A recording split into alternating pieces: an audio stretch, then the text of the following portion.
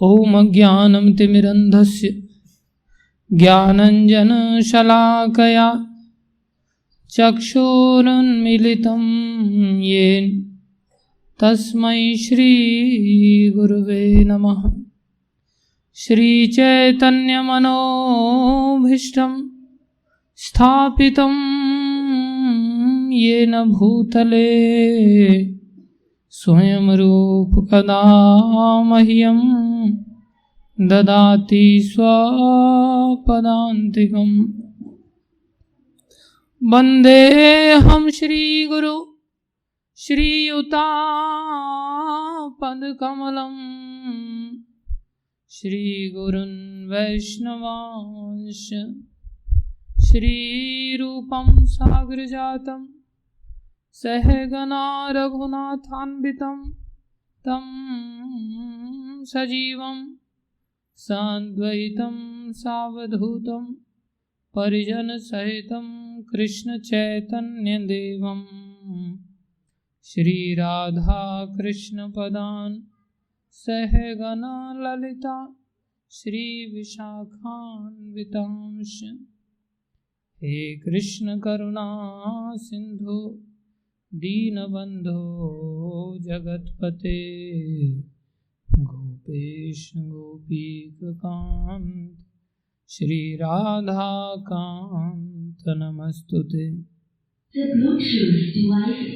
तप्त कांचन गौरंगी राधे वृंदावनेश्वरी वृषभानुसुते देवी प्रणमामि हरिप्रिये। वाञ्छाकल्पतरुभ्यश्च कृपा सिन्धुभ्यैव च पतितानां पावनेभ्यो वैष्णवेभ्यो नमो नमः। जय श्री कृष्ण चैतन्य प्रभु नित्यानंद श्री अद्वैत गदाधर शिवासादि गौर भक्तवृंद। हरे कृष्णा कृष्णा कृष्णा हरे हरे, हरे राम राम राम हरे हरे। हरे कृष्णा कृष्णा कृष्णा हरे हरे, हरे राम राम राम हरे हरे। हरे कृष्णा कृष्णा कृष्णा हरे हरे, हरे राम राम राम हरे हरे। गुरुवे गौरचंद्राय राधिकाय तदालय कृष्णाय कृष्ण भक्ताय तद्भक्ताय नमो नमः।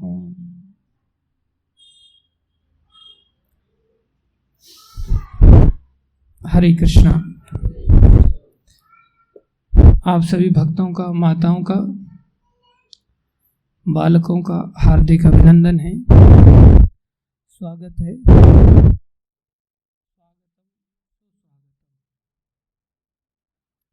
गुरु वैष्णवों की दया से जो कुछ भी थोड़ी देर या ज़्यादा देर कहें, कृपा करके इन बातों को ध्यान से सुनिए।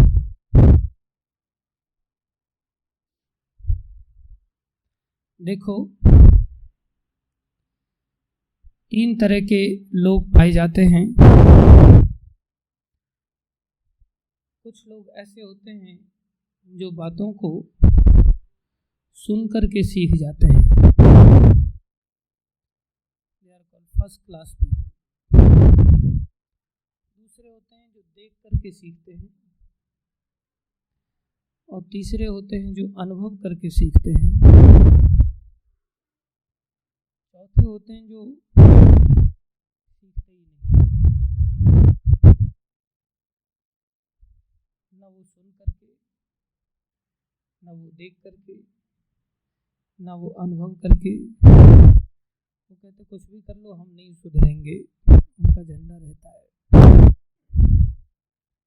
लेकिन हम लोग यहाँ बैठे हुए हैं, क्या करने के लिए बैठे हुए हैं? सुनने के लिए बैठे हुए हैं। किस लिए बैठे हैं? सुनने के लिए बैठे। अर्थात अपने आप को हम किस कैटेगरी में समझते हैं? First class category. हम सुन करके सीख जाएंगे। बहुत सारी बातें सुन करके ही सीखते हैं। एक बालक जो दक्षिण भारत में पैदा हुआ हो, वहाँ की भाषाएं बहुत कठिन होती हैं। उन भाषाओं को रिपीट करना भी कठिन होता है, उनके अर्थ निकालना तो और कठिन होता है।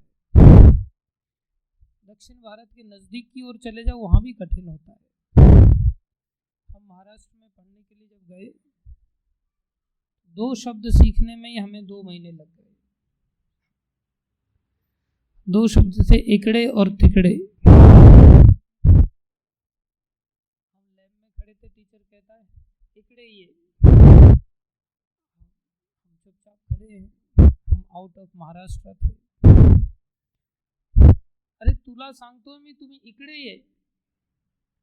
हमने सोचा ये काय इकडे तिकडे काय करतो, क्या बोल रहा, कुछ समझ ही नहीं आ रहा।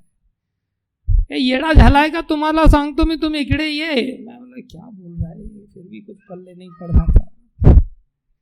फिर एक मेरा दोस्त आया, वो पकड़ के लेके गया, वो आपको अपने पास बुला रहे हैं। बोला तो एड़े बिड़े क्या कर रहा था वो, तो बोले इकड़े मतलब इधर आना, तिकड़े मतलब उधर जाना। 2 महीने लग गए थे मेरे को समझने में। लेकिन एक छोटा सा बालक जो पैदा होता है, उसको तो कोई एंडेवर भी नहीं करना होता, और वो भाषा को अपने आप ऐसे ही सीख जाता है, और बड़ी फ्लुएंसी के साथ वो भाषा को बोलता है। हम लोग कई बार रिपीट भी करने लग जाएं तो पता नहीं चलता इसका अर्थ क्या है। तो उस बच्चे ने उस भाषा को, जो कहीं कभी स्कूल नहीं गया, कभी कुछ उसके ग्रामेटिकल कुछ जो टर्म्स हैं उनको भी उसने नहीं समझा, उसको ये भाषा का ज्ञान इतना अच्छी तरह से कैसे हो गया? क्या किया था उसने? क्या किया था? सुन सुन के याद किया था। उसने क्या किया? बचपन से सुना। हम भी तो सुनते हैं जाकर के। कोई व्यक्ति बोला हम क्यों नहीं याद कर पाते इतना जल्दी जैसे उस बच्चे को याद हो गया। एक तो बालक के पास और कोई काम ही नहीं, ध्यान से सुनना ही है बस। हम सुनते कुछ और हैं, ध्यान कहीं और रहता है। वो केवल फोकस करता है सुनने के ऊपर ही, बाकी कोई शरीर के अंग उसके इतने काम नहीं करते। कान अच्छी तरह उसके काम करते हैं, ध्यान से सुनता है। दूसरा चीज, उसने कुछ पहले दूसरा कुछ नहीं सुन रखा है। हम लोगों ने दुनिया भर की चीजें उल्टी सीधी सुन रखी हैं, फिर उसमें से अंदर इस बात को डालना कठिन हो जाता है। इसलिए हम टकराव महसूस करते हैं जो पहले से सुना हुआ है उसको लेकर के। जैसे एक बालक मृदंग सीखने के लिए किसी टीचर के पास गया, तो उसने, टीचर ने पूछा कि भाई तुम पहले से कुछ जानते हो क्या? बोले हाँ साहब जानता हूँ पहले से। बताइए कितना फीस लगेगा? बोले 400 रुपये। उसके सामने दूसरा बालक आया, बोले तुम कुछ जानते हो? बोले नहीं। तो कितना फीस लेते हैं? बोले 200 रुपये। तो पहले वाले को शौक लगा, मेरे से 400 इससे 200, मैं तो उल्टा पहले से कुछ ना कुछ जानता हूँ।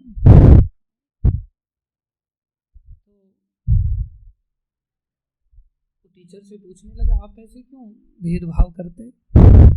मेरे से 400 ले रहे हैं, उससे 200 रुपये ले रहे हैं। बोले उससे 200 इसलिए ले रहे हैं कि वो पहले से कुछ जानता नहीं है। तो फिर मैं तो पहले से ही जानता हूँ, मेरे से क्यों ले रहे हैं? बोले इसलिए ले रहे हैं कि पहले भुलाना पड़ेगा तुम्हें जो जानते हो, ज्यादा मेहनत लगेगी, ये बीमारी है, तुम पहले से जानते हो। मैं देख रहा था कि हमारे यहाँ पर कुछ फॉरेनर डिवोटीज आए हुए हैं, रशिया से, यूक्रेन से, बाकी जगह से। तो उनको जस्ट मैसेज डाला था कि 2:30 बजे से कीर्तन चालू करना है। मैं बैठा था, एग्जैक्ट 2:30 बजे से कीर्तन स्टार्ट हो गया और 2:30 बजे से लेकर के अभी 4:45 बजे, 5:30, 5:45 होने जा रहे हैं, तब से कंटिन्यूअस कीर्तन चल रहा है, कंटिन्यूअस डांस कर रहे हैं, खूब मृदंग बजा रहे हैं, नाच रहे हैं, गा रहे हैं। और यही बात अगर हम अपने इंडियन भक्तों को अगर कह देते, सबसे कोई आया ही नहीं अभी तक, तो बोले किसके लिए गाना, मतलब गाना भगवान के लिए गाना होता है या फिर लोगों के लिए गाना होता है? बोले कोई आया ही नहीं तो किस लिए गाना गाएंगे, जाएंगे जाएंगे जाएंगे। बहुत कठिन हो जाता है। ऐसा क्यों? क्योंकि हम भारतीय हैं, पहले से ही बहुत कुछ सुन रखा है। उन विदेशियों ने बहुत कुछ सुन रखा नहीं था, इसलिए उनको जो बोला गया वो बात उनको बहुत अच्छी तरह से समझ में आ गई। भारतीयों को जब समझाने के लिए जाते हैं तो लोग कहते अरे ऐसा नहीं ऐसा है, ऐसा नहीं ऐसा है। वो अब बोले आपसे अच्छा तो मैं ही बोल लेता हूँ, मौका नहीं मिलता मेरे को बैठने का कभी। तो व्यक्ति आसानी से स्वीकार नहीं कर पाता। इस कारण से हम उस कैटेगरी में नहीं आ पाते। हालांकि भारत में जन्म लेना सहज नहीं है, भारत में जन्म लेने वालों को बड़ा महान बताया गया है। चैतन्य महाप्रभु ने चैतन्य चरितामृत में कहा, जगदीश प्रभु, भारत भूमि ते जन्म होइलो जार, हरे कृष्ण।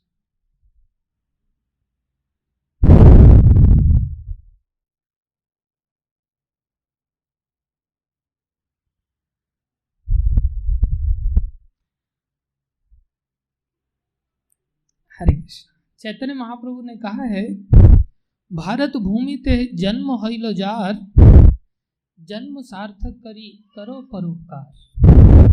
बोले जिसका भारत भूमि में जन्म हुआ है उसको अपना जन्म सार्थक करना चाहिए दूसरों पर उपकार करके। दूसरों का उपकार तभी संभव होगा जब उसने अपना कुछ भला किया होगा। अपना भला करने की सामर्थ्य जिसमें नहीं हो, दूसरों का क्या भला करेगा? इसलिए भारत भूमि में जन्म लेना बड़ी बात है, क्योंकि भारत भूमि में जन्म लेने वाले को तपोभूमि में जन्म लेना माना जाता है, और तपोभूमि में जन्म लेने वाले की बुद्धि ठिकाने पर काम करती है, ऐसी अपेक्षा की जाती है। बड़े हों या छोटे हों, वो अपनी मूलभूत अवस्था को हमेशा याद रखते हैं। जैसे हमारे बीच IRD के डायरेक्टर दास जी पधारे हैं, माता जी के साथ तालियां बजा के हम इनका स्वागत करते हैं। धन्यवाद। इतने बड़े अधिकारी हैं लेकिन फिर भी डाउन टू अर्थ होकर के अपनी स्थिति को जानते हैं कि हम भगवान नहीं हैं। जगत के नाथ जो भगवान जगन्नाथ है वो जगन्नाथ ही है। इसलिए भारत भूमि के लोगों से अपेक्षा की जाती है कि वैष्णवता को अंगीकार करते हुए दूसरों को वैष्णवता देकर के उपकार करेंगे। उपकार करने के लिए कुछ होना तो चाहिए ना। किस चीज को लेकर के उपकार करेंगे? दुखों को लेकर के उपकार करेंगे ना। जब हम ही अपने दुखों में रो रहे हैं तो फिर दूसरे के दुख को लेकर के उपकार कैसे कर पाएंगे? हम तो उपकार की अपेक्षा रखेंगे।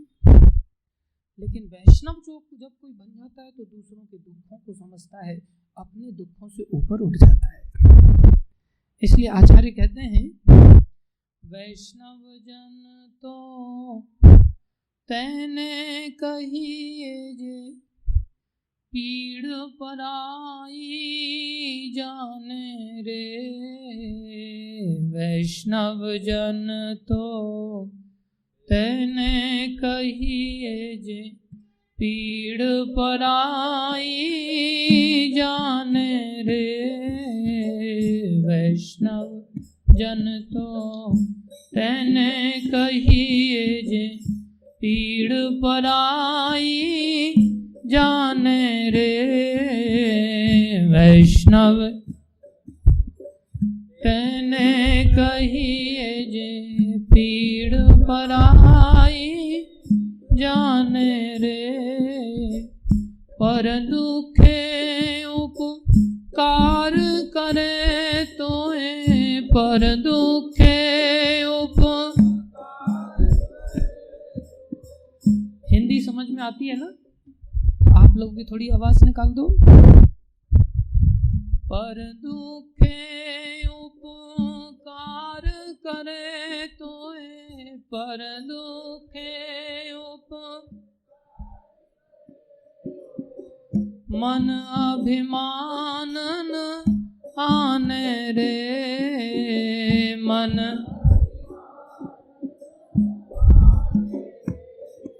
हे मन अभिमान न आने रे, आने रे।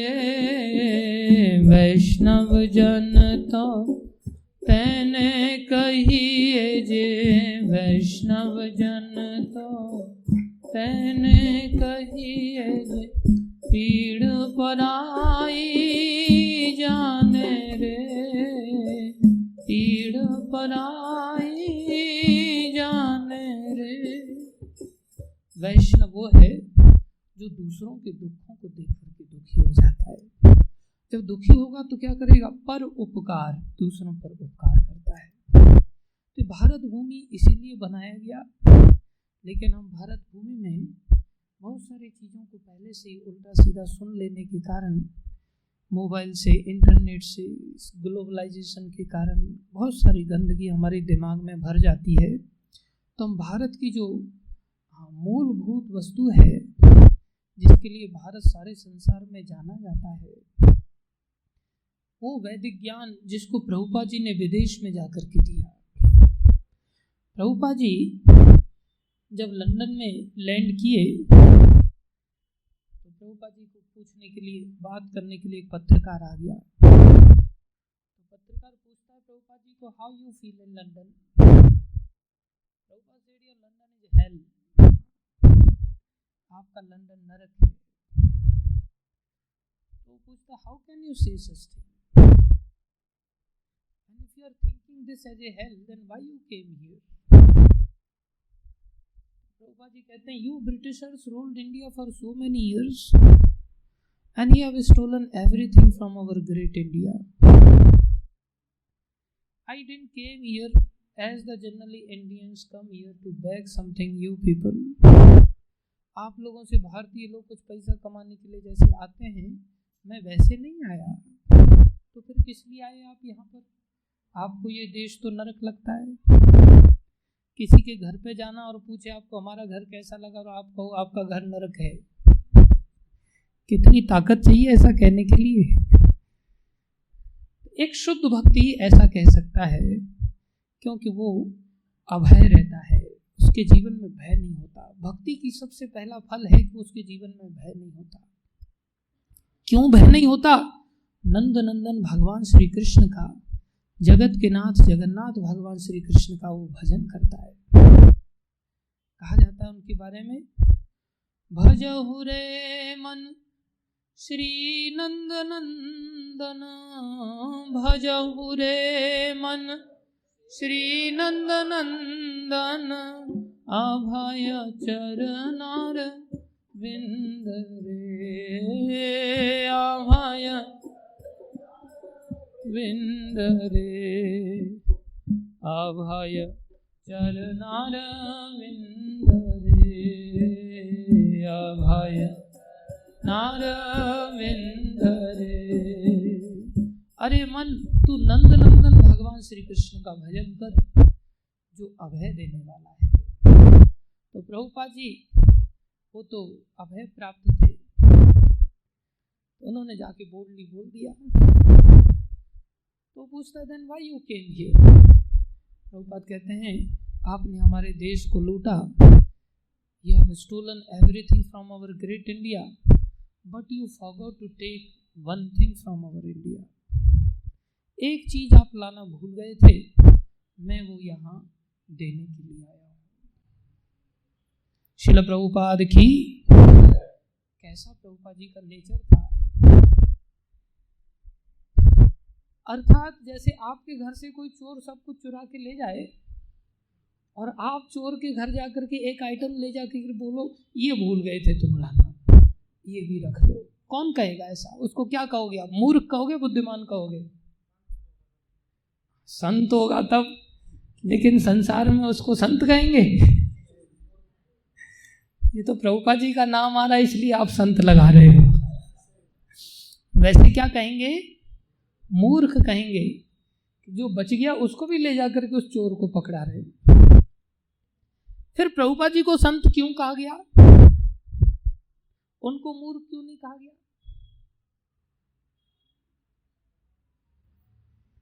क्योंकि जो चोरी करने के लिए आए थे, जो चुरा करके ले गए, बहुत सारी चीजें ले गए, लेकिन सब कुछ ले जाने के पश्चात भी प्रभुपाद जी के पास एक ऐसी चीज थी जो सब कुछ छिन जाने के बाद भी उनको ऐसा नहीं लगा कि मेरे पास से कुछ चला गया है। उनको ऐसी पूर्णता का अनुभव था कि वो सोच रहे थे अभी भी मेरे पास तो कुछ नहीं गया, लेकिन इतना सब ले जाने के बाद उसका पेट अभी भी नहीं भरा होगा। तो मेरे पास ऐसा क्या है जो वो ले जाने के लिए आया था फिर भी लेके जा नहीं पाया, और बेचारा फिर भी चोरी करने के पश्चात भी अशांत है, शांति नहीं प्राप्त हुई। सोच रहा था इतना सब चुरा के शांत हो जाऊंगा, तो चलो मैं ये चीज उसको ले जा करके दे देता हूं। वो क्या चीज थी? वो था भारतीय वैदिक संस्कृति। वो क्या चीज थी? भारतीय वैदिक संस्कृति। वो भारतीय वैदिक संस्कृति थी। ये ऐसी संस्कृति थी जो अंदर से व्यक्ति को परिपूर्ण करती है। अनेकों भक्तों ने ऐसी संस्कृति को पाया। जैसे मीराबाई के पास ऐसी वस्तु थी। पायो जी मैंने नाम रतन धन पायो, पायो जी मैंने नाम रतन धन पायो। ये कैसा रतन है? चोर न लेवे खर्चन खूटे, चोर न लेवे खर्चन खूटे, दिन दिन बढ़त सवायो,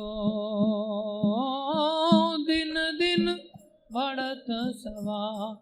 पायो जी मैं तो नाम रतन धन पायो, पायो जी मैं तो नाम रतन धन पायो। प्रभुपाद जी ने वो इंडियन वैदिक कल्चर उनको दिया जो वो चुरा नहीं सकते थे। ये कल्चर तो ऐसा है कि जब वैष्णवों से दिया जाता है तो ही प्राप्त कोई कर सकता है। और इसलिए प्रभुपाद जी संत कहलाए कि उनको देने के पश्चात वो लोग भी संतुष्ट हो गए।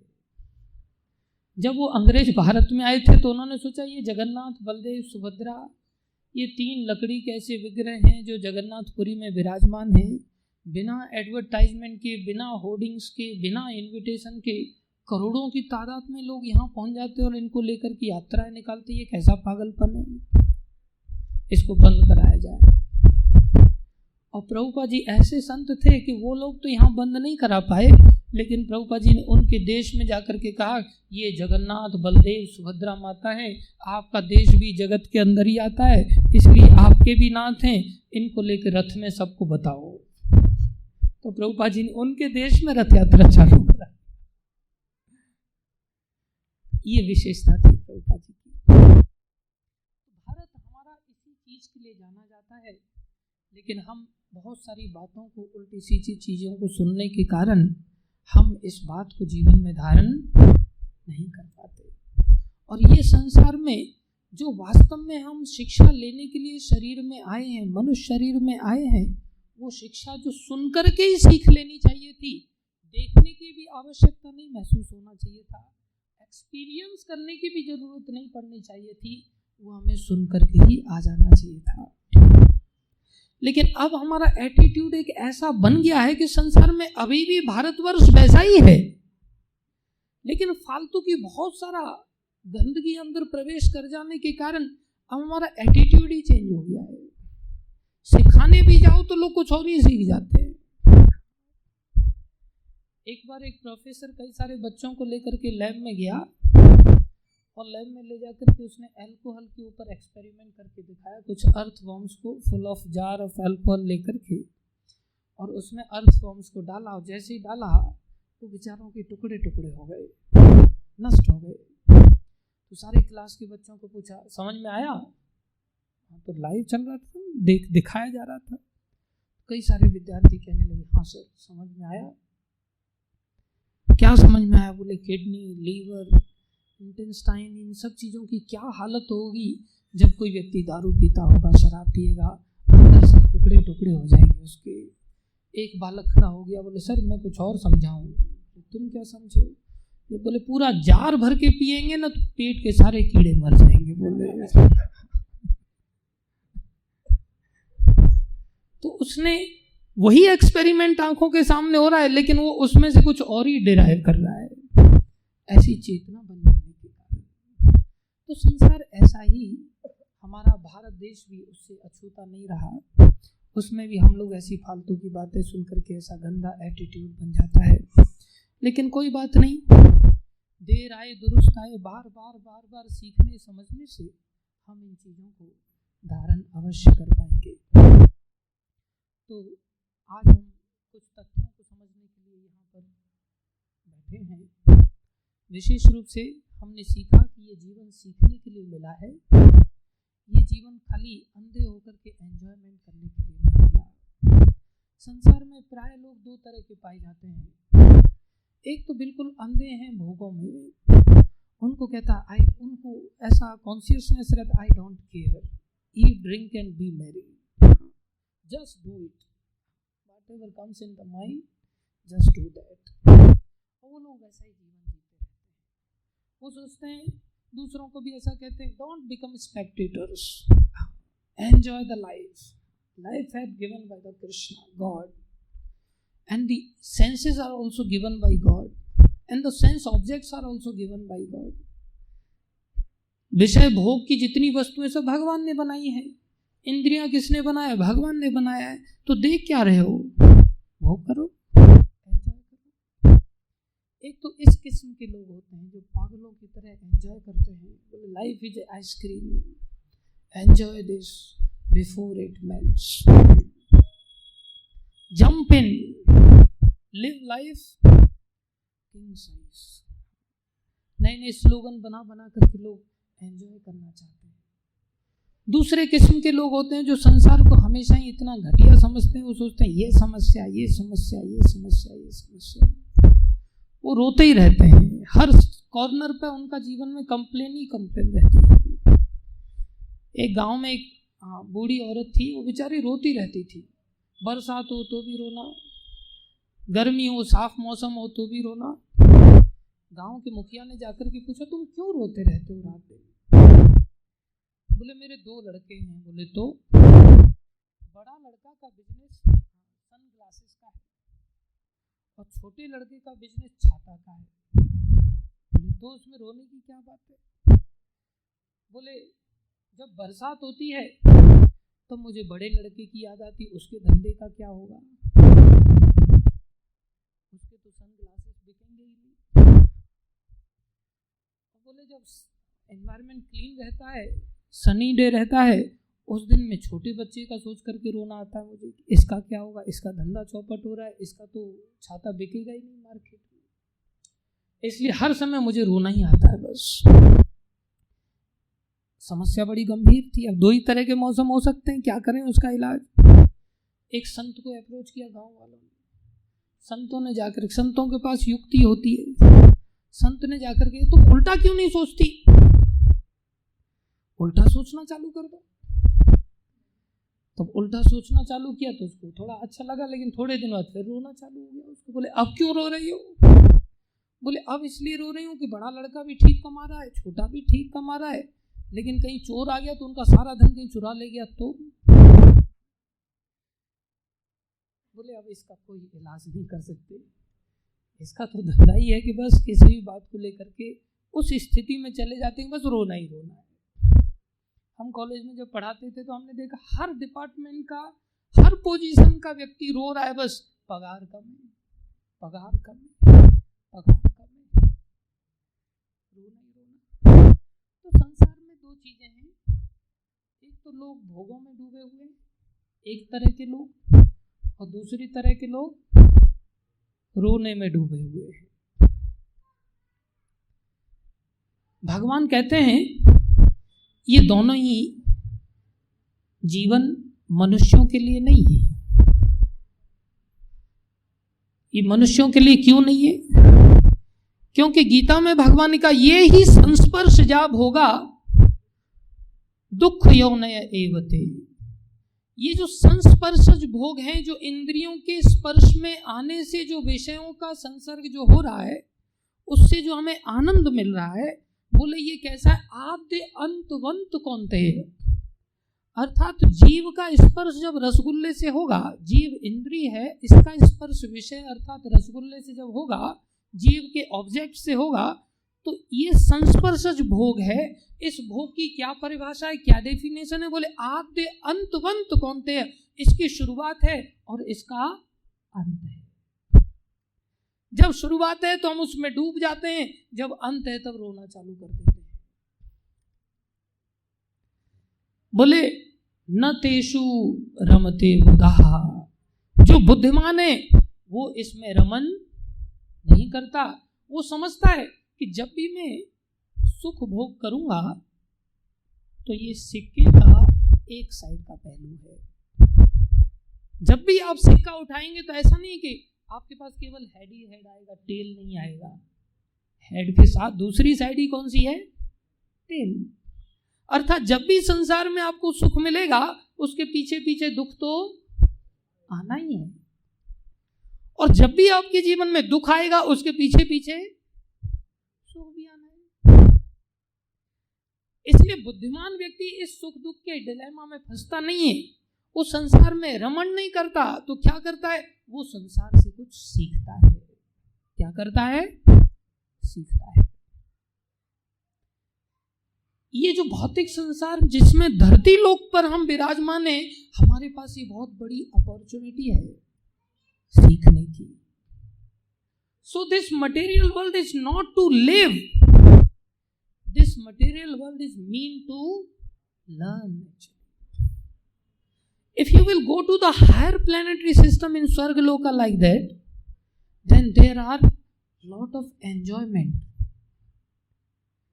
Continuous enjoyment. और उसके बाद क्षीणे पुण्य मृत्यु लोके विशंति, पुण्यों का नाश होती मृत्यु लोक में आना पड़ेगा। नीचे नरक में चले जाओ, वहां दारुण दुख है, कंटिन्यूअस दुख है। किसी को दुखी कर दिया जा रहा है, उसको रात दिन उसको हंटर मारे जा रहे हैं, थप्पड़ मारे जा रहे हैं, उसको बोला जाए ध्यान से सुनो, कथा सुना रहे हैं, सुन पाएगा वो?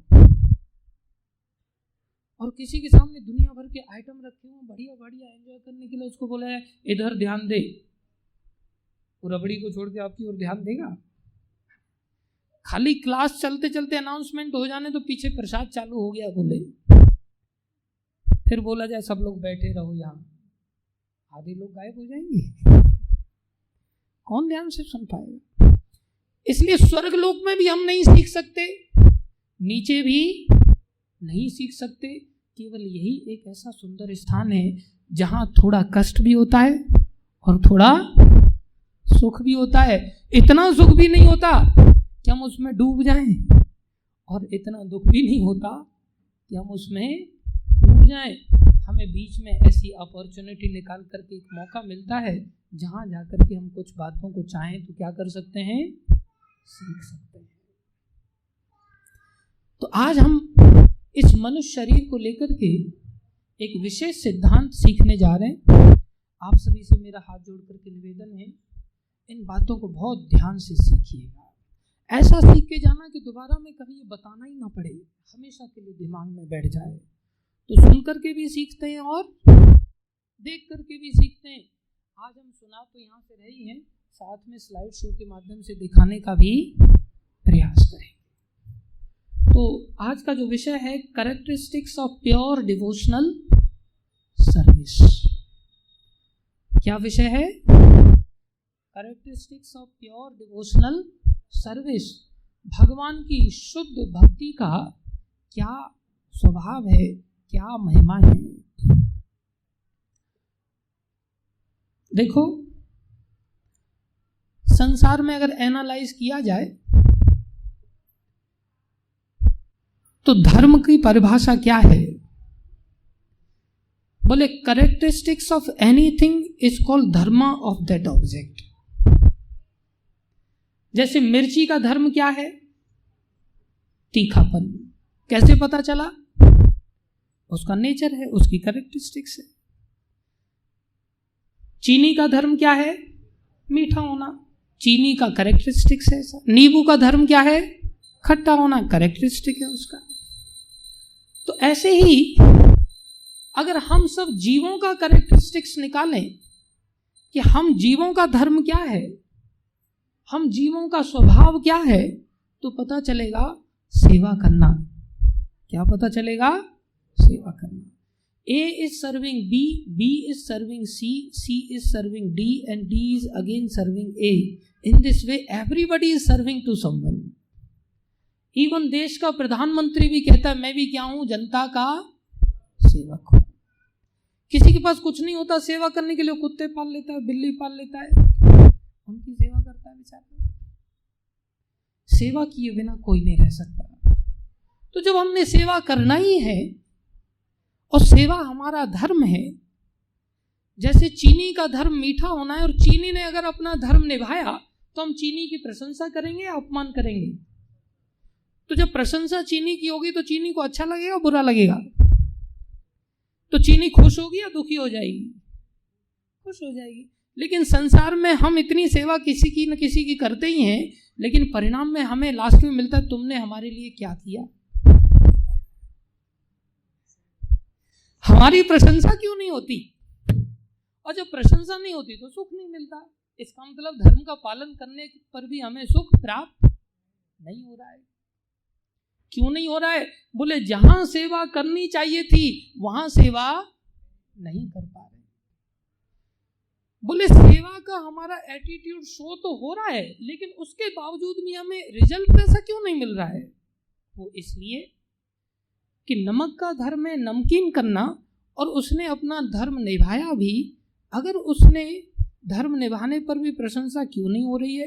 क्योंकि उसको गलत जगह पर डाल दिया गया है। नमक को अगर खीर में डाल दिया जाए और चीनी को अगर सब्जी में डाल दिया जाए तो दोनों की प्रशंसा होगी? फिर नहीं होगी। नमक किसके लिए बना है? सब्जी के लिए। और चीनी किसके लिए बनी है? खीर के लिए। ऐसे ही हम सेवा करने के लिए बने हैं, लेकिन किसकी? अगर हम सेवा करते भी हैं संसार में तो हमें रिजल्ट वैसा नहीं मिलेगा। सेवा करने के लिए बने हैं किसकी? जिसके हम वास्तव में सेवक हैं।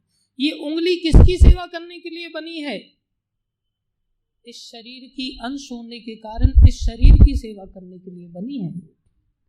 इस शरीर से संबंधित जो लोग हैं, वाया, जो इस शरीर का ध्यान रखते हैं, समा और अदर, उनकी भी सेवा करने के लिए बनी है।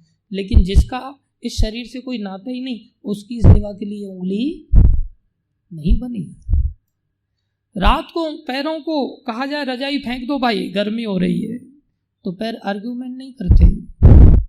अब तो सोने दो कम से कम रात के 12 बजे, दिन भर तो घूमना पड़ता है हमको, तुम तो ऊपर बैठे रहते हो बस। पैर ऐसा आर्ग्यूमेंट नहीं करते। पैर जानते हैं हम रात के 12 बजे भी सेवा के लिए ही बने हैं, और उसमें हमारा भी फायदा है, हमें भी गर्मी नहीं लगेगी। इसलिए हम सेवा करने के लिए किसकी बने हैं? जगन्नाथ भगवान की सेवा करने के लिए बने हैं। किसकी सेवा? भगवान श्री कृष्ण की। तो भगवान श्री कृष्ण की जब हम सेवा करेंगे तो हमें मिलेगा क्या? बोले हमें भी सर्दी गर्मी नहीं सताएगी। लेकिन शास्त्रीय भाषा में ऐसी भक्ति जिसका नाम सेवा है, जिसका अर्थ क्या है? सेवा। कैसी सेवा? Devotional service. डिवोशनल मतलब you have to devote yourself. अपनी ओर से सेवा। उंगली ये नहीं कहेगी मेरे को क्या मिलेगा अगर मैं तुम्हारी सेवा करूंगी तो, नहीं, बिना मांगे। इसका मतलब उंगली का फिर डिवोशन नहीं है। तो हम जिस कैरेक्टरिस्टिक्स को समझने जा रहे हैं, ये कौन सी सेवा की कैरेक्टरिस्टिक्स हैं? Devotional service. कौन सी devotional service? In that devotion also pure devotional service. कौन सी सर्विस? Pure devotional service. उसकी कैरेक्टरिस्टिक्स क्या हैं? If somehow or somebody can understand this phenomena, then in return what he is going to receive, that we have to understand just by understanding the glorification of pure devotional service. Go ahead. ये भक्ति रसामृत सिंधु का श्लोक है, आप सभी दोहराएंगे इसको। क्लेश अग्नि शुभदा मोक्ष लघुता कृत सुदुर्लभा सांद्रानंद विशेषात्मा श्री कृष्ण आकर्षणी च सा। क्या कह रहे हैं? इसमें 6 लक्षण बताए हैं। भक्ति कैसी है? बोले भक्ति के द्वारा क्या प्राप्त होता है?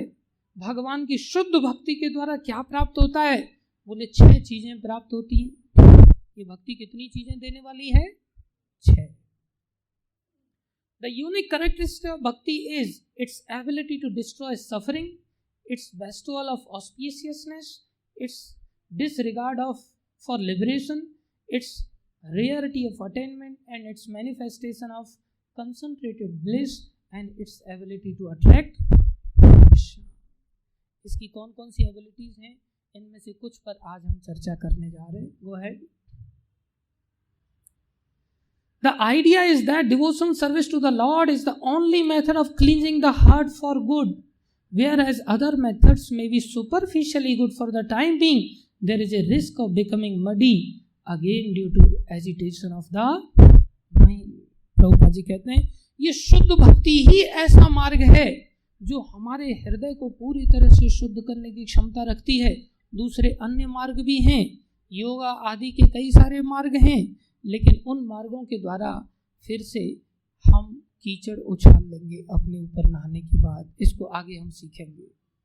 इसलिए जो भक्ति है वो संसार के अन्य कार्यों के बराबर नहीं है। बहुत सारे लोग सोचते हैं ये भक्ति भी बराबर है, पुण्य दान भी बराबर है, अंधों को इलाज कराना भी बराबर है, भूखों को भोजन कराना भी बराबर है। ये सब बराबर की चीजें नहीं। भक्ति अपने आप में बड़ी विशेष है। Bhakti is not equal to other things. Go ahead. भक्ति कोई हिमालय में जाकर के योग साधना आदि कर रहा है, बोले भक्ति और बहुत बड़ा योगी है, और कोई शहर में बैठ के भक्ति कर रहा है, बोले नहीं। भक्ति एक स्पेसिफिक टर्म है, बिल्कुल विशेष है अन्य चीजों से। क्या विशेषता है? आगे बढ़ते हैं। सबसे पहली चीज क्या है? क्लेश अग्नि। Pure devotional service gives relief from material distress. सबसे पहला भक्ति का वरदान है, जब कोई व्यक्ति भक्ति में लगता है तो उसकी सारी समस्याओं का समाधान होता है। क्लेश माने समस्याएं, अग्नि माने नाश करती है।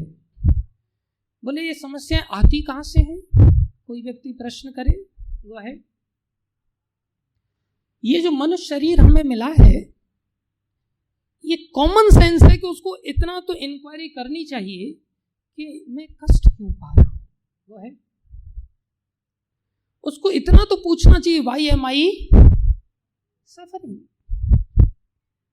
कुत्ता बिल्ली बेचारे भटकते रहते हैं, वो अपना इलाज आदि कुछ नहीं करा सकते, पशु पक्षी जानवर आदि, लेकिन हम कुछ कर सकते हैं। तो जो मनुष्य शरीर प्राप्त है ये किस चीज को जानने के लिए मिला है? सबसे पहला प्रश्न, हम भक्ति को तो बाद में जानेंगे भक्ति क्या चीज है, लेकिन ये तो समझें कि हम कष्ट क्यों पा रहे हैं। छोटे से बच्चे से लेकर के बड़े तक सब दुखी हैं संसार में। तो कष्ट का कारण क्या है? कष्ट के कारण यहाँ बताए गए हैं। कष्ट का कारण है पाप। क्या है? पाप। That is called sinful act. और पाप का मूल है वासना, जिसको बीजम कहते हैं, जिसको मटेरियल डिजायर्स कहते हैं, और उसका मूल है अविद्या, इग्नोरेंस। जब कोई व्यक्ति अज्ञानता में आ जाता है तो वहां से उसकी भौतिक इच्छाएं उत्पन्न हो जाती हैं। अज्ञानता क्या है? अज्ञानता उसको कहते हैं सत्य को असत्य मानना, असत्य को सत्य मानना। जो दुखदायक है उसको सुखदायक मानना और सुखदायक है उसको दुखदायक मान लेना, उसको क्या कहते हैं? अविद्या। आप देखो संसार में तंबाकू खाना ये अपने आप में दुखदायक है या सुखदायक है? पहली बार किसी भी व्यक्ति को आप तंबाकू खिलाओ और चक्कर खा के ना गिर जाए तो आप मेरे पास ले आना। पहली बार किसी को बीड़ी पिलाओ और उसको बीड़ी से दुख ना मिले तो हमारे पास ले आना। पहली बार किसी को दारू पिलाओ और उसको दारू से अगर स्मेल ना आए, दुर्गंध ना आए और उसको बुरा ना लगे, हमारे पास ले आना उसको। तो पहली बार ये सब चीजें क्या दे रही हैं? कष्ट दे रही हैं। लेकिन थोड़े ही समय में ये इतनी अच्छी क्यों लगती है कि आदमी मुंह से ही धुआं नहीं निकालता, नाक से भी निकालता है और उसको इतना सुख मिलता है, उसको इतना सुख मिलता है उसमें कि उसको लगे तो रोटी मत दो, बस दिन भर तंबाकू दे दो उसको। हम एक ट्रेन से जा रहे थे, हर मिनट पे एक व्यक्ति, उसका होठ बिल्कुल काले होकर के इतने सूज गए, फिर भी हर मिनट पे बीड़ी फूक रहा है, हर मिनट पे बीड़ी फूक रहा है। हम परेशान हो गए। साथ में बैठे वाला व्यक्ति जब दुखी हो रहा है तो वो वस्तु अपने आप में कितनी दुखदायक होगी। हम दुखी हो गए उसके पास में, भैया क्यों तुम बीड़ी इतनी पी करके हमें परेशान कर रहे हो? तुरंत उसने फेंक दिया। हम सोचे सुधर गया होगा अब ये, जैसे ही सीट पे आए इतनी देर में जला लिया बस तो चेन स्मोकर। हम फिर वापस गए, बोले रहा नहीं जाता। हमने कहा ये बिस्किट खा लो, नहीं ये कुछ मत दो, दिन भर लगे तो सिर्फ बीड़ी पीने दो बस। हुक्का पीने वाला कितना स्टाइल में हुक्का पीता है। तो धीरे धीरे ये चीजें इतनी सुखदायक क्यों बनी? वैसे देखा जाए तो सुख तो है नहीं, अब उसको सुख क्यों लग रहा है उसमें? उसको कहते हैं अभ्यास। क्या कहते हैं? अभ्यास। जब गलत चीज का बार बार बार बार अभ्यास होता है, गलत लोगों की संगति बार बार बार बार होती चली जाती है, वही चीजें हमें कैसी लगने लग जाती हैं? अच्छी लगने लग जाती है। और फिर वो दुख क्या लगता है हमको? सुख नजर आने लगता है। इसी को क्या कहते हैं? विद्या या अविद्या? अविद्या। बोले अविद्या है, उसने अब सुख को दुख मान लिया है और दुख को सुख मान लिया है। उसको बोलो भैया तुम ये बढ़िया आइटम खाओ, भगवान को भोग लगाओ, अरे ये तो घास फूस है, प्रोटीन खाते हैं हम, संसार में सब बोले मिलावट की चीजें आप लोग खाते हो, हम तो प्योर मांस खाते हैं जो प्योर मिलता है, बाकी सब तो मिलावट वाला मिलता है। कैसी बुद्धि खराब हो गई उसकी, बताओ। इसलिए अविद्या से क्या आया? भौतिक इच्छाएं। अविद्या से क्या आया? भौतिक इच्छाएं। अगर अविद्या ना हो तो भौतिक इच्छाएं नहीं आएंगी। भौतिक मतलब ये संसार को भगवान ने क्या कहा है? माम उपेत्य पुनर्जन्म दुखालयम अशाश्वतम। ये संसार दुख का आलय है, यहाँ आपको दुख ही मिलेगा। विद्या के आलय में विद्या मिलती है, मदिरा के आलय में मदिरा मिलती है, दुख के आलय में क्या मिलेगा? दुख। But because of your long association with this material world, now you are forgetful about that spiritual world, and that's why you are so merged in this consciousness. These painful situations are looking to you as enjoyable situations. This is your foolishness. आप पागल हो गए। तो अविद्या से क्या पैदा हुई? Material desires. अब हुक्का चाहिए, अब तंबाकू चाहिए, अब बीड़ी चाहिए, शराब चाहिए, व्यभिचार चाहिए, गाली गलौज चाहिए, हाँ, लोभ बढ़ जाता है, काम बढ़ जाता है, क्रोध बढ़ जाता है, ये सब दुर्गुण अंदर आ जाती है। ये भौतिक इच्छाएं हैं। इससे परे स्पिरिचुअल वर्ल्ड है। अगर हम विद्या में होंगे तो कौन सी इच्छाएं होंगी? Spiritual desires. समझ में आया? जब हमारे अंदर मटेरियल डिजायर्स आती है तो उसके कारण क्या करते हैं? फिर हम सिंफुल एक्ट्स, पाप कर्म कहलाते हैं। और पाप कर्म का परिणाम क्या होता है? सफरिंग। क्या होता है? कष्ट मिलते हैं। तो कष्ट क्यों मिल रहे हैं हमें?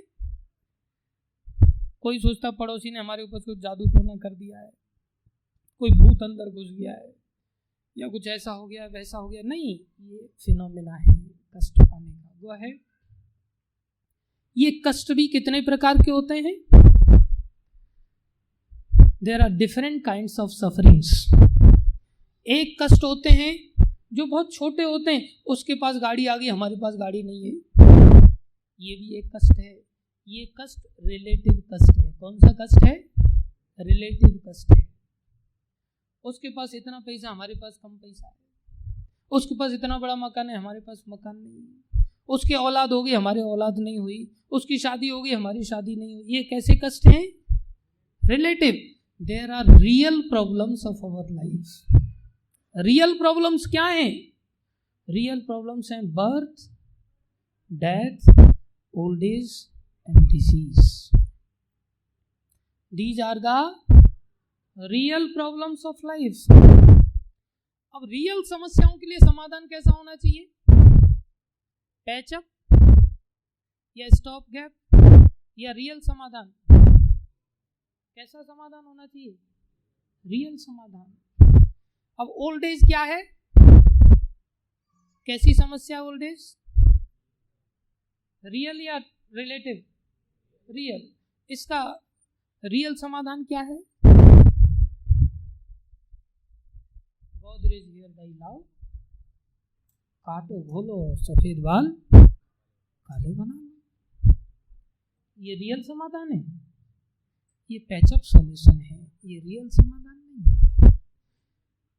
Whole cosmetic industry is flourishing day by day like anything because of fear of this old age. कोई एवर यूथ लगा रहा है, कोई फेयर एंड लवली लगा रहा है, कोई फेयर एंड हैंडसम लगा रहा है, कोई फेस लिफ्टिंग करा रहा है, कोई गर्दन लिफ्टिंग करा रहा है, कोई कुछ लिफ्टिंग करा रहा है, लेकिन कोई बुढ़ापे से आज तक अपने आप को बचा पाया? नहीं बचा पाया। ये रियल समाधान नहीं है। रियल समाधान भक्ति है। रियल समाधान क्या है? भक्ति है। इसलिए इन चारों समस्याओं का समाधान, उसके साथ साथ और समस्याएं, आदि आत्मिक क्लेश, आदि भौतिक क्लेश, आदि दैविक क्लेश। आदि आत्मिक हमारे ही शरीर और हमारे ही मन से मिलते हैं, आदि भौतिक जो दूसरे जीवों से मिलते हैं, आदि दैविक जो देवताओं द्वारा दिए जाते हैं। Go ahead. This is called death. Corona काल में सबने देखा होगा डेथ कैसा होता है। घर के लोग भी पहचानने से इनकार कर देते हैं। कितनी बड़ी समस्या है। Go ahead. This is old age. हाँ, एक छोटी सी सीढ़ी चढ़ना भी तीसरी टांग के साथ, लकड़ी के साथ, राम हे परमात्मा, हे कृष्णा, हे चढ़ा दे, एक सीढ़ी चढ़ना भी कठिन हो जाता है। इतना कष्ट देता है बुढ़ापा। Go ahead. We have so many diseases. 40,000 से ज़्यादा डिजीजेस हैं आज मार्केट में, और 14,000 डिजीजेस का मात्र जानकारी है। कैसे संसार में समाधान मिलेगा? आगे बढ़ो। Then there is birth. Birth is very painful situation, very painful experience we all have gone through. बहुत कष्टकारक होता है शरीर में जन्म लेना। आगे बढ़ो। आदि आत्मिक क्लेश, miseries caused by one's own mind and body. Go ahead. आदि भौतिक क्लेश, miseries caused by other living beings. Go ahead. आदि दैविक क्लेश, मिजरीज कॉज्ड बाई नेचर। बहुत अधिक गर्मी होना, बहुत सर्दी होना, भूकंप आना, बाढ़ आना, ये सब कष्ट हैं इस संसार में हमें भोगने पड़ते हैं। हमको पता ही नहीं कि क्लेश होते भी हैं या नहीं होते हैं। ये इतने प्रकार के कष्ट हैं जिनसे कोई बच नहीं सकता। किसी के पास कोई दूसरा उपाय हैं भी तो केवल पागल बनाने वाले, वास्तविक उपाय किसी के पास नहीं है। वो है बोले ये सारे कष्टों का समाधान प्राप्त हो सकता है। आगे बढ़ो। अगर हम अपने आप को भक्ति में लगा दें, और अगर नहीं लगाएंगे, पीछे चलो, हाँ, तो क्या होगा? कर्म का नियम है, every action there is an equal and opposite reaction. It's a Newton's law. Each and every action has equal and opposite. हमारे जीवन में आने ही वाला है कर्म की प्रतिक्रिया. कैसे आती है वह है, ये कैसे हमारे जीवन में रिएक्शंस आते हैं. शुरुआत में तो लगते नहीं. जैसे छोटे बच्चे होते हैं, कई बार अंगूठा पीते रहते बाद में रिएक्शन मैनिफेस्ट होता है. पता चलता है अंगूठा सफेद कैसे हो गया, चमड़ी सारी गल कैसे गई. ऐसे ये बालक हर समय लगा के रखता है, उसका होठ ही गल गया, बाद में सामने आता है. ऐसे ही नीचे कोई चोरी करके ले जा रहा है, बाद में उसके सामने जब पकड़ा जाता है तब पता चलता है. निश्चित आते हैं परिणाम. कैसे मैनिफेस्ट होते हैं, कैसे कोई व्यक्ति लगता है, इसको समझना होगा.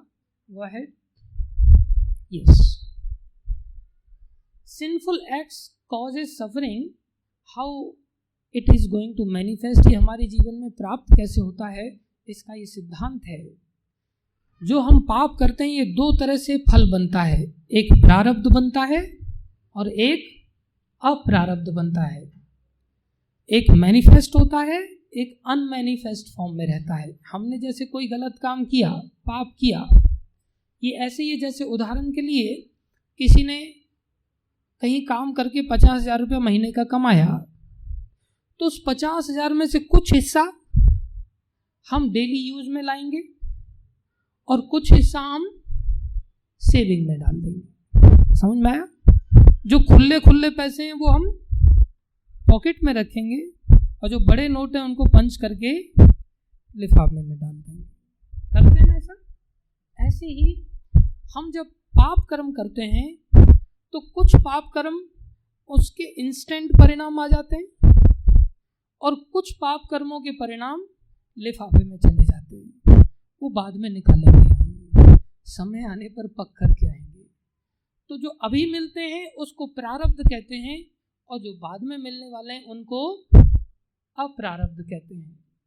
जो अप्रारब्ध होते हैं ये क्या होते हैं, आगे चल के दो रूपों में बढ़ जाते हैं. कौन कौन से? डायरेक्ट फिजिकल और इमोशनल सफरिंग, अर्थात वो प्रारब्ध में कन्वर्ट हो जाते हैं, डेली यूज वाले कैटेगरी में आ जाते हैं. और उसी में से इनडायरेक्टली जो हमारे लिए एक आधार बनते हैं, अर्थात हमारे अंदर टेंडेंसी क्रिएट करते हैं. क्या करते हैं? टेंडेंसी क्रिएट करते हैं. उसको कहते हैं कूटम. हमने कोई पाप कर्म किया जो क्रियमान के रूप में अभी हमने कर दिया, अब उसका प्रारब्ध के रूप में हमें फल मिलेगा तुरंत. अप्रारब्ध के रूप में वो इकट्ठा हो जाएगा. अप्रारब्ध वाला आगे चल करके आएगा तो वो भी प्रारब्ध बन गया, जो मिलना चालू हो गया. और उसमें से जो हम कर चुके हैं उस कारण से बाई प्रोडक्ट एक निकलता है, उसको कहते हैं कूटम.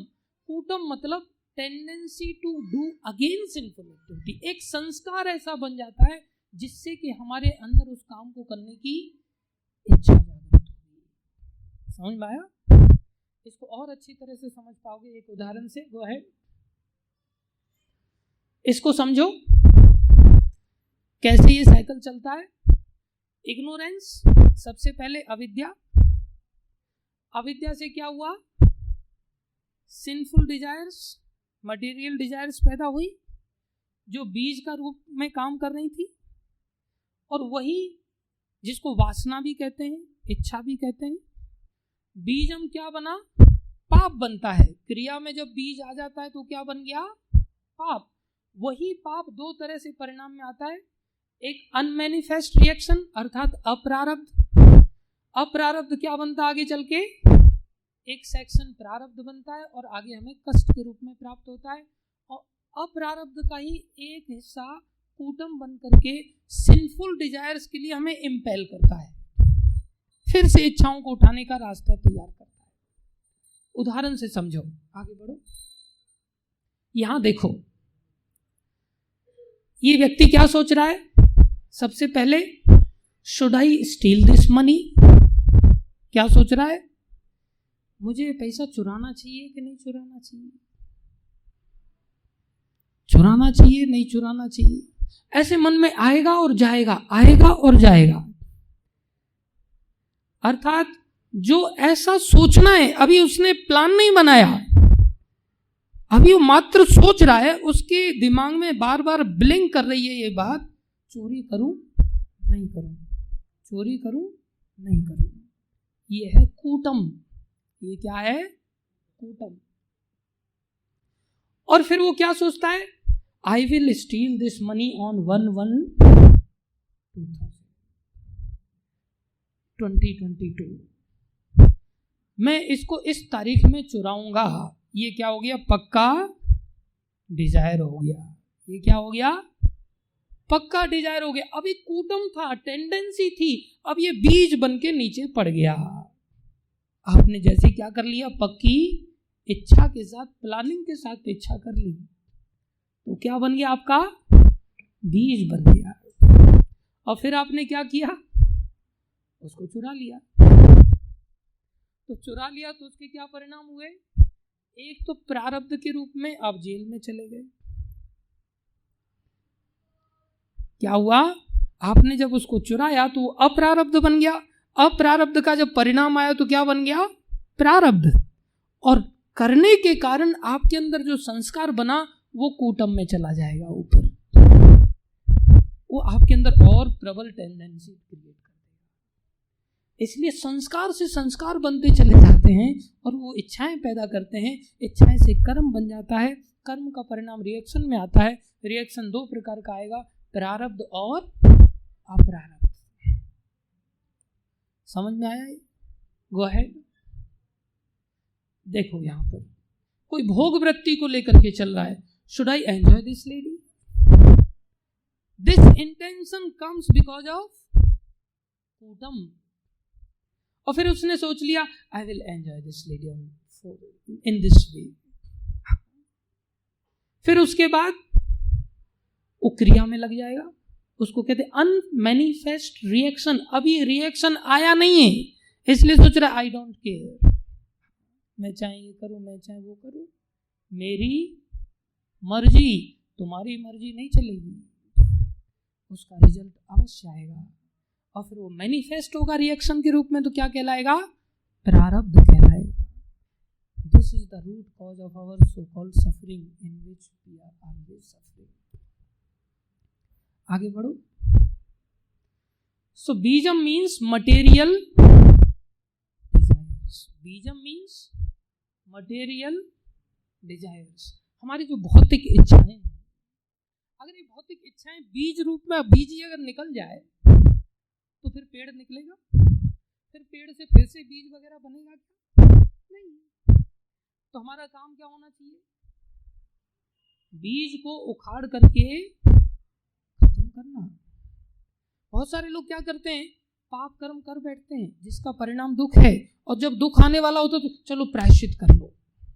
क्या कर लो? प्रायश्चित। तो कुछ प्रायश्चित ऐसे होते हैं जिनको करने से आपका वो फल हो सकता है आपको ना मिले।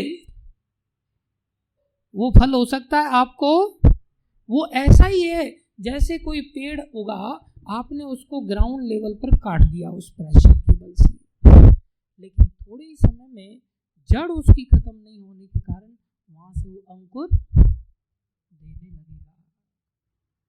इसलिए प्राय संसार में लोग पाप कर्म करते हैं और उनको प्रायश्चित करते हैं, या जेल जाना पड़ता है, या डंडे खा लेते हैं, अब आगे से नहीं करूंगा। थोड़े ही समय बाद फिर से धीरे धीरे वही इच्छा जागृत हो जाती है, क्योंकि उनका बीज अभी उखड़ा नहीं था। So by policing only you can not restrict all these problems.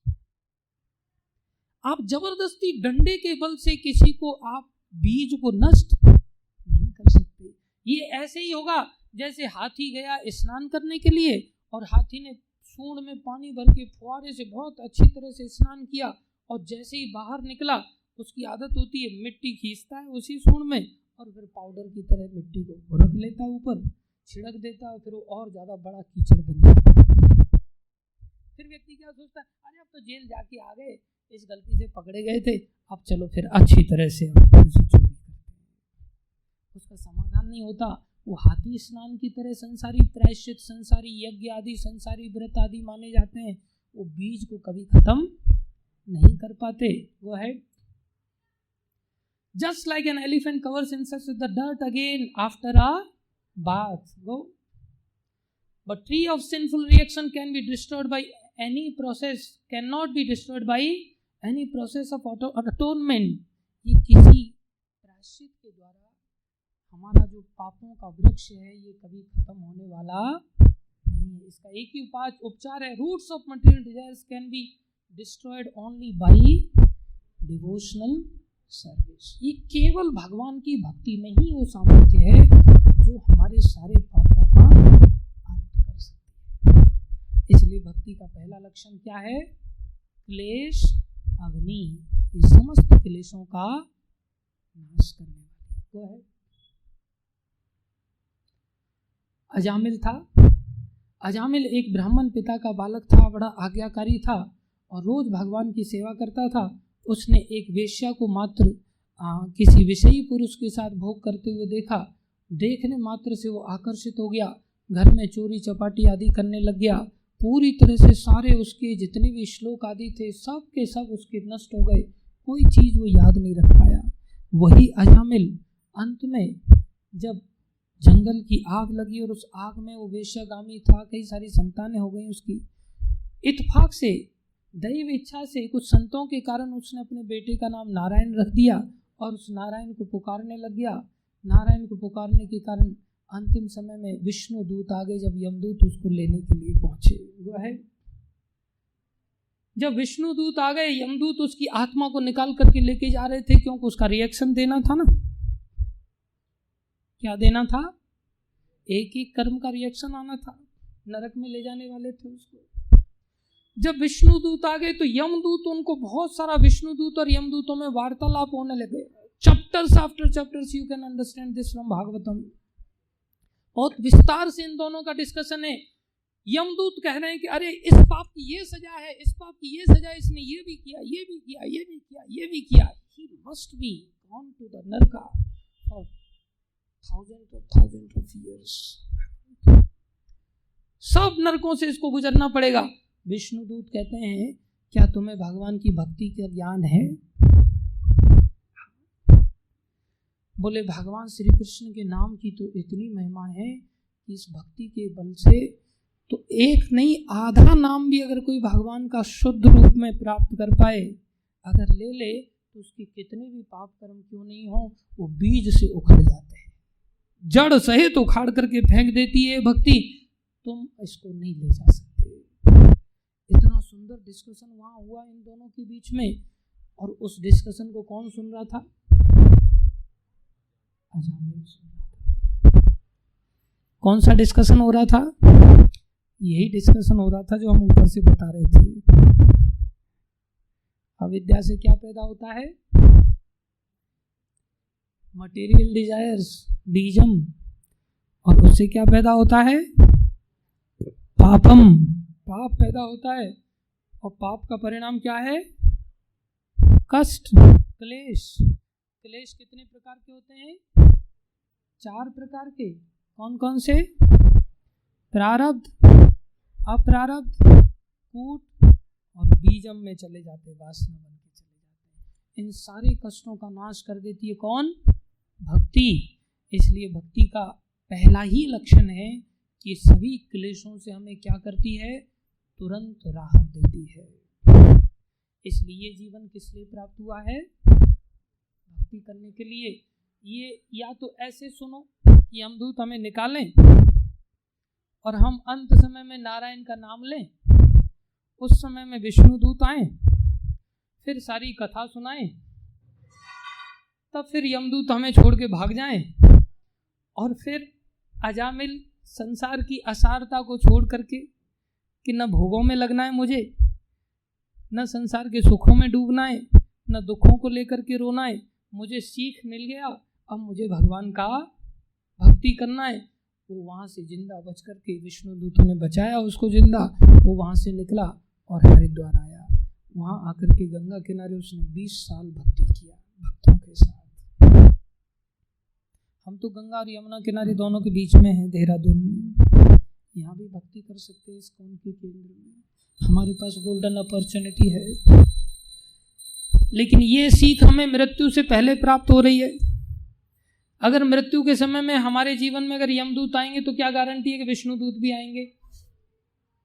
वो तब आएंगे जब हमने भगवान का नाम लिया होगा। लेकिन हमने तो जीवन में नारायण नहीं पुकारा ना, भगवान का नाम सब लोग नहीं ले पाते। इसलिए बेहतर है हमारी ये स्थिति आए, और ये आनी है। कई बार लोग बहस करते, फालतू की बहस करते। एक IAS ऑफिसर, चीफ सेक्रेटरी, उसकी धर्मपत्नी भी चीफ सेक्रेटरी, वो प्रश्न करने लग गया, बहुत सारे प्रश्न करने लग गया, बहुत बहसबाजी हुई। हालांकि वो इंग्विजिटिव था, चर्चा हुई, हम उसको समझाते रहे। अंत में बोला मैं करूँगा वही जो मेरे मन में आएगा, मेरे पास कोई चीज़ की कमी थोड़ी है। मैं चीफ सेक्रेटरी हूँ, मेरी पत्नी भी chief secretary, additional chief secretary, मेरा लड़का डॉक्टरेट कर रहा है, हमारे यहाँ किसी चीज़ की कमी थोड़ी है, हम जो चाहें सो कर सकते हैं। अचानक से 4 दिन पहले ही पता चला उसकी जो एडिशनल चीफ सेक्रेटरी है उसको कैंसर हो गया। अब क्या हो जा करके अपना जितना भी ओहदा है उसका प्रदर्शन कर सकता है?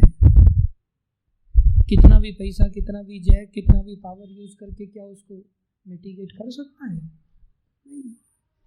एक दिन हम सबको गुजरना पड़ता है। इसलिए हम सबको अहंकार का त्याग करके इन सिद्धांतों को, और ये सिद्धांत अंधविश्वास के रूप में नहीं है, हर चीज बड़ी प्रैक्टिकल हम आपको उदाहरण के साथ बता रहे हैं। एक भी चीज ऐसी नहीं बताए जो अंधविश्वास के साथ हो। शास्त्र के सिद्धांत हैं, ये लॉजिक है, ये मूल कारण है। इस कारण को हटाओ। कैसे हटा सकते हैं? भगवान की शुद्ध भक्ति करके। आज हम शुद्ध भक्ति की महिमा को जानते ही नहीं। सबसे पहला काम भगवान की शुद्ध भक्ति की महिमा को जानना चाहिए, तभी हम एक दिन इस भक्ति में लग पाएंगे। सारा संसार कहता भक्ति करो भक्ति करो, बच्चों को जबरदस्ती भक्ति कर, भाई तू भक्ति कर, माँ बाप भी करवाते, बोले क्या मिलेगा ये पता नहीं। तो मिलेगा कि ये पता ही नहीं, तो फिर आप कैसे करा पाओगे? कंफ्यूज हो जाएगा, उल्टे सीधे कामों में लग जाएगा, उनका बार बार अभ्यास करेगा, फिर वही उसे अच्छे लगने लगेंगे। इसलिए हमें लॉजिकली हर चीज को समझना चाहिए और अपने जीवन को भगवान की इस शुद्ध भक्ति में लगा देना चाहिए, तो ही हमारा मनुष्य जीवन सफल है, अन्यथा हमारा जीवन सफल नहीं। तो क्या करना है भक्ति में? इंद्रियों को सेवा में लगाना है। क्या करना है? इंद्रियों को सेवा में लगाना है। तो इंद्रियां आज क्या कर रही हैं? आज भी इंद्रियां सेवा में लगी हुई हैं। नमक खीर में गिर रहा है, चीनी सब्जी में डल रही है, डल तो रही है, खाली कोई नहीं बैठ सकता, मजबूरी में किसी न किसी को कुछ न कुछ तो करना ही पड़ेगा। तो इंद्रियों को क्या करें? सेवा में लगाएं। आज हम क्या कर रहे हैं? इंद्रियों को अपनी सेवा में लगा रहे हैं। अर्थात हमारी ये इंद्रियां संसार के जो विषय हैं उनको भोगने में हमने लगा दिया। कैसे भोगते हैं? Because of desires. कौन सी desires? Material desires. What we have to do? We have to convert this portion of desire, material to spiritual, material to spiritual. इंद्रियों को तो लगाना ही पड़ेगा। कैसे लगाएं? बोले इच्छा हमारी नहीं, इच्छा हमारी नहीं, इंद्रियों को कृष्ण की इच्छा में लगा। इसको कहते हैं ऋषिकेश, ऋषिकेन सेवनम भक्तिर उच्यते। अर्थात ऋषिकेन, इन सारी इंद्रियों को, ऋषिक ईशा, ऋषिक माने इंद्रियां, इसका जो ईश्वर है, कौन है ईश्वर? भगवान श्री कृष्ण, उनकी सेवा में लगा दिया जाए। आज हम हमारी इच्छाओं की पूर्ति में इन इंद्रियों को लगा रहे। हमारी इच्छाएं बढ़िया बढ़िया देखें, हमारी इच्छाएं बढ़िया बढ़िया खाएं, हमारी इच्छा बढ़िया बढ़िया सुने, नहीं। क्या करना है? ये पता करें कृष्ण क्या इच्छा रखते हैं, कृष्ण क्या कहते हैं हमें इन आंखों से देखने के लिए, उनकी इच्छा क्या है इन आंखों में लगा, किस किस चीज को देखने में इन आंखों को लगाया जाए, उन चीजों में इन आंखों को लगा दिया जाए। कृष्ण की इच्छा क्या है कि हम इस जीव से क्या खाएं, हमने इस जीव को वो खिलाने में लगा देना चाहिए। कृष्ण क्या चाहते हैं कि हम इन कानों से क्या सुने, वेरी सिंपल। हमने इन कानों से हम क्या चाहते हैं उसमें सुनाने में नहीं, कृष्ण क्या चाहते हैं वो चीज सुनाने में लगा। कृष्ण क्या चाहते हैं कि हम इस नाक से क्या सूंघे, वो सूंघने में लगा दें। कृष्ण क्या चाहते हैं कि हम इस त्वचा से क्या स्पर्श करें, उसको स्पर्श करने में लगा दें। कृष्ण क्या चाहते हैं कि हम मुंह से किस प्रकार से बोलें, उस तरह से बोलने में लगा दें। सिर्फ इतना करना है, that is called spiritual desires, that is called spiritual desires. Until or unless if you are not hindering your service towards Krishna by the senses, your kleshas are not going to an end.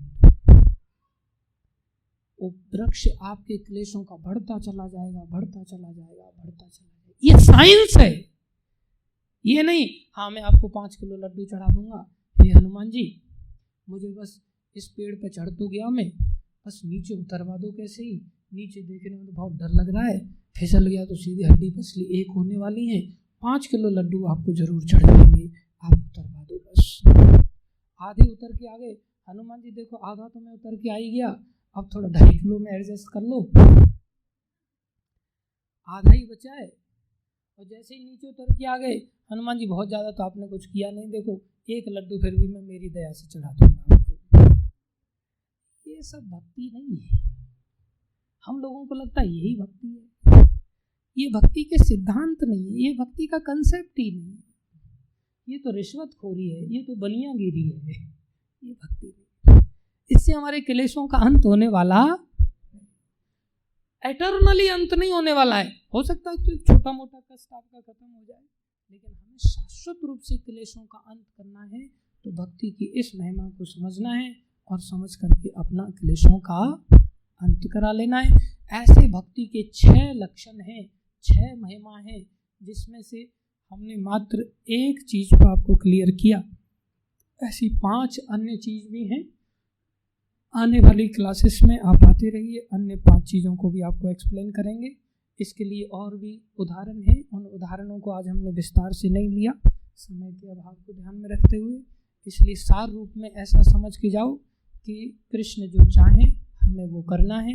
Krishna क्या चाहते हैं वो भगवद गीता में लिखा हुआ है, every person must have Bhagavad Gita with him. हर व्यक्ति छोटे से लेकर बड़े तक, हर व्यक्ति के पास एक भगवद गीता होना चाहिए, उस भगवद गीता को पढ़ना चाहिए, नहीं समझ में आए आकर के पूछना चाहिए, समझना चाहिए, तब पता चलेगा कृष्ण हमसे चाहते क्या है। कृष्ण चाहते हैं भाई आप जो कुछ भी भोग बनाओ किचन में, उसे मेरे को भोग लगा दो और मेरे को भोग लगा के फिर तुम खा लो। और हम क्या चाहते हैं, मैं बनाने में 4 घंटा लगाऊंगा लेकिन भोग लगाने के लिए 5 मिनट का पेशेंस नहीं मेरे पास, क्योंकि वो मेरी चाहत के लिए है ना, इसलिए 5 मिनट निकालना भारी पड़ जाता है। इसलिए हम कहे तू भोग लगा दे, तू भोग लगा दे, तू भोग लगा दे, बोले वो भक्ति नहीं। इसलिए हम सबको भगवान की चाहत को समझना है और भक्तों के साथ रहना है, जिससे भक्त लोगों के जीवन में हम देख सकें कि भक्त लोगों का जीवन कैसा होता है, वो किस प्रकार से जीते हैं। ठीक है, संदेश है भक्ति करना, तभी अंत होगा। न पैसे कमाने से अंत होगा, न पूजा लाभ प्रतिष्ठा पाने से अंत होगा, न कोई पोस्ट पोजीशन पाने से अंत होगा। इन समस्याओं का किसी का कोई अंत नहीं कर सकता, केवल भक्ति से ही अंत हो सकता है। आपके लिए सुनहरा अवसर है, आप इसको अंगीकार करें। भक्ति भगवान की कर ले, भक्ति भगवान की कर, भक्ति श्री कृष्ण की कर ले, भक्ति श्री खजाना नाम से भर ले, खजाना नाम से भर ले। किसी की भी सेवा की अगर शुरुआत करनी है तो हमें उस व्यक्ति को जानना पड़ेगा, और किसी को अगर जानना है तो सबसे पहले तो उसके नाम से तो पता करना पड़ेगा इसका नाम क्या है, फिर उसका नाम गुनगुनाते रहो तो उसके साथ नाता जुड़ जाएगा। तो भगवान का नाम से हमारी भक्ति की शुरुआत हो जाएगी।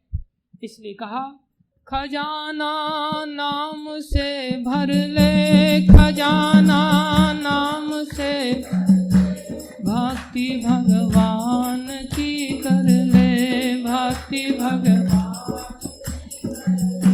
भक्ति श्री कृष्ण की कर ले, भक्ति भगवान की कर ले, भक्ति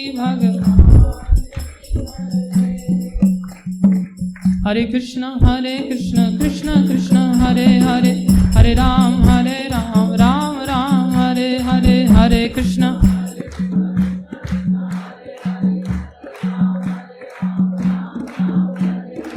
कृष्ण कृष्ण हरे हरे, हरे राम राम राम हरे हरे, हरे कृष्ण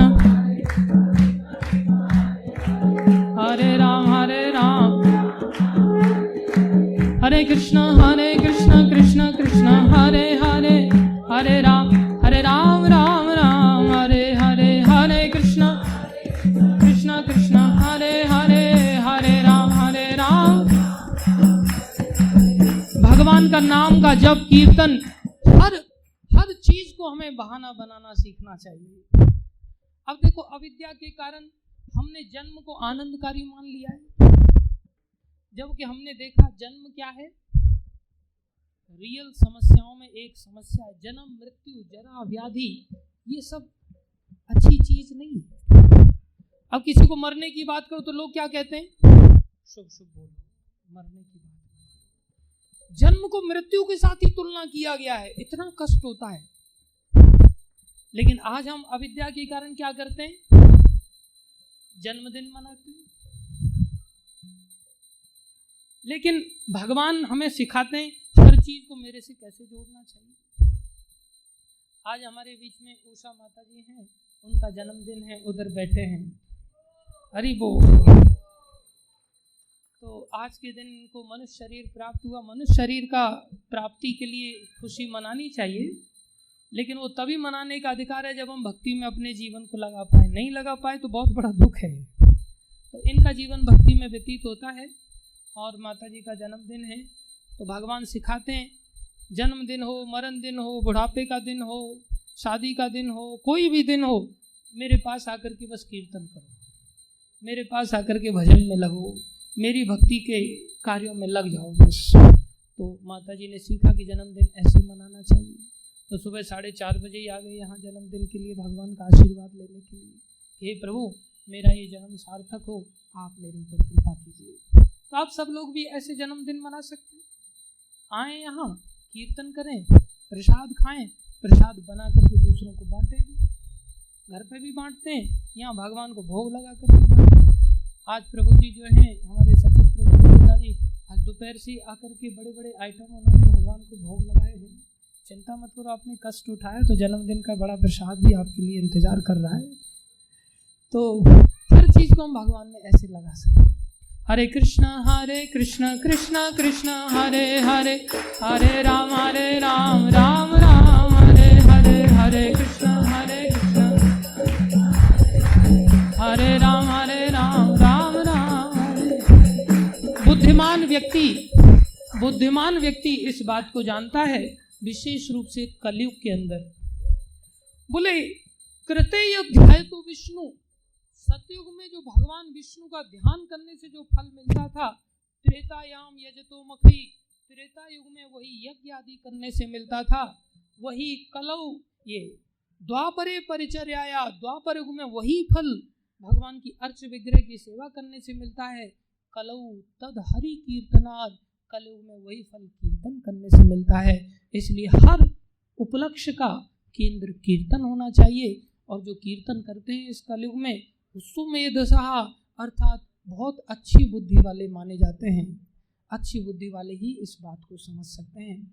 हमारे बीच में अमित और अनुज अग्रवाल जी के हाँ, माता जी बैठे हुए हैं, इनका भी हम हार्दिक अभिनंदन करते हैं, स्वागत करते हैं। तो माता जी, हम पहले वहाँ रहते थे तो माता जी का भी जन्मदिन हमने भक्तों के बीच में ही मनाया था, तो इन्होंने भी जन्मदिन का अवसर का पूरा लाभ उठाया। और ये माता जी और वो माता जी दोनों सहेलियाँ भी हैं और फैमिली रिलेशंस भी हैं इनके, तो इनका पूरा परिवार ही आया है। और भी कुछ गणमान्य लोग पधारे हैं जो जन्मदिन के उपलक्ष्य में पधारे हैं या भक्ति सीखने के उपलक्ष्य में पधारे हैं। कैसे भी करके सही, कोई बहाने से ही सही, अगर हमें भक्ति सीखने को मिल जाए तो ये हमारे लिए सबसे बड़ा वरदान है। इसको हमें अपने जीवन में धारण करना चाहिए और सफल बनाना चाहिए। इन्हीं शब्दों के साथ हम आपका धन्यवाद करते हैं। हरे कृष्ण। कोई प्रश्न है तो पूछ सकता है। जो चीज़ नहीं समझ में आई हो, यस डॉक्टर अभय प्रभु।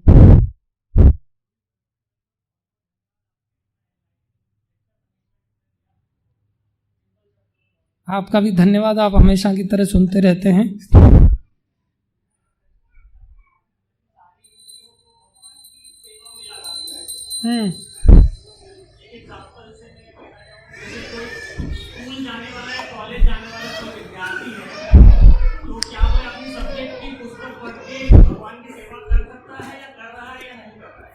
हाँ, बहुत अच्छा प्रश्न किया इन्होंने। स्कूल जाने वाला विद्यार्थी या स्कूल पास आउट होकर के, या वो भगवान की सेवा कर रहा है, कर सकता है, नहीं कर सकता है, कैसे समझा जाए?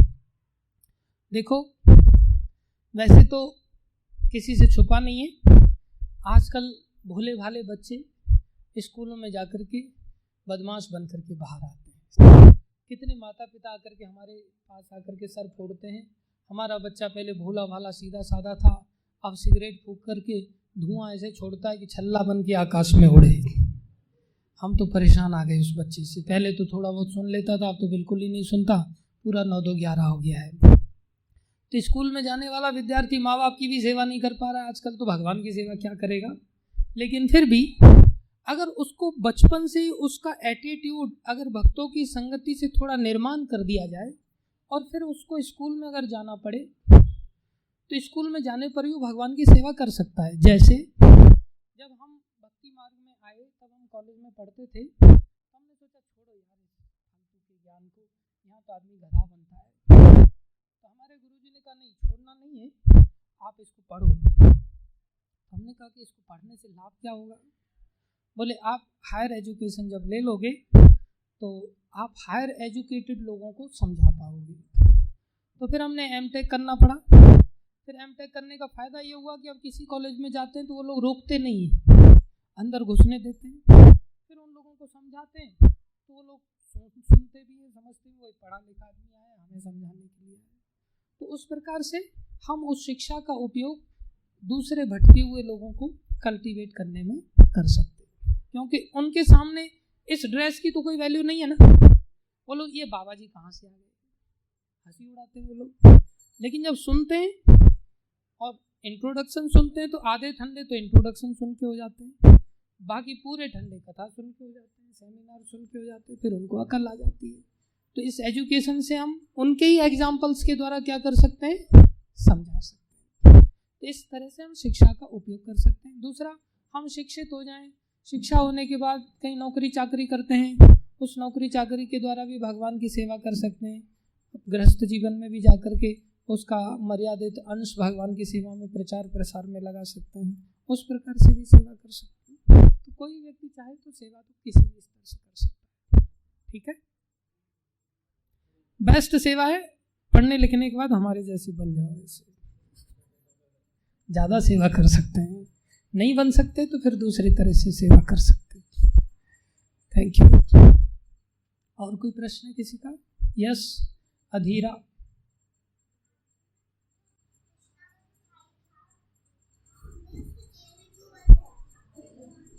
कृष्णा का जो मामा था, कंस मामा, उसने कृष्णा को जेल में बंद क्यों किया था? कृष्णा को जेल में इसलिए बंद किया था क्यों? हाँ, अच्छा, दुर्योधन किसकी बात कर रहे हो, कंस मामा की या किसकी बात कर रहे हो? कंस मामा की। तो जो कंस था उसने कृष्ण को इसलिए बंद किया था जेल में, उसके माता पिता को, क्योंकि उसको ये पता चला था कि ये कृष्णा मुझे पैदा होते ही मार डालेगा, तो मरता क्या न करता।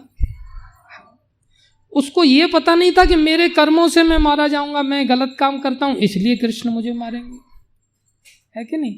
अब जैसे मान लो कोई बालक बदमाशी करे और उसको पता चले अब मुझे पिताजी मारने वाले हैं, तो उसने क्या किया, पिताजी का दरवाजा ही बाहर से लॉक कर दिया, पिताजी उठ के ही नहीं आएंगे। तो उसको ऐसा करना अच्छी बात है क्या? तो उसको क्या करना चाहिए था, उस बच्चे को बदमाशी नहीं करनी चाहिए थी, पहले ही गलती नहीं करनी चाहिए थी। एक तो गलती की, ऊपर से दरवाजा और बंद कर दिया। ऐसे ही कंस ने क्या किया, पहले तो गलती की, उल्टे काम किए, ऊपर से अब भगवान तो दंड देंगे, उसने सोचा भगवान को मैं लॉक लगा देता हूँ। तो पिताजी को उसने बाहर से लॉक लगा दिया, पिताजी ने मम्मी को फोन लगाया, मम्मी ने दरवाजा खोल दिया और उसकी धुनाई की। तो भगवान ने क्या किया, भगवान ने ऐसे ही निकल करके धुनाई कर दी, उनको तो फोन लगाने की जरूरत ही नहीं है। तो कृष्णा ने तो ऐसे ही दरवाजे तोड़ दिए और कंस मामा का चूरन बना दिया। ठीक है, अधीरा। यस प्रभु जी।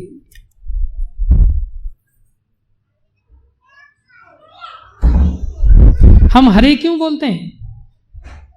हरे, हरे का मतलब होता है भगवान कृष्ण का नाम हरि भी है और उनकी शक्ति जो राधा रानी है उनका नाम हरा है। हरि की शक्ति हरा। और जब हरा को पुकारते हैं, जब हम किसी व्यक्ति को पुकारते हैं तो अरे करके पुकारते, अरे इधर आना। तो हरा को जब पुकारते हैं तो वो हरे शब्द हो जाता है। इसलिए हम राधा रानी को पुकारते हैं तो राधा को पुकारते राधे, ऐसे हरा को पुकारते हैं तो हरे, इसलिए हरे कृष्ण कहते हैं। ठीक है, हरे कृष्ण। तालियां बजाइए सब इसके प्रश्न के लिए। यस प्रभु जी।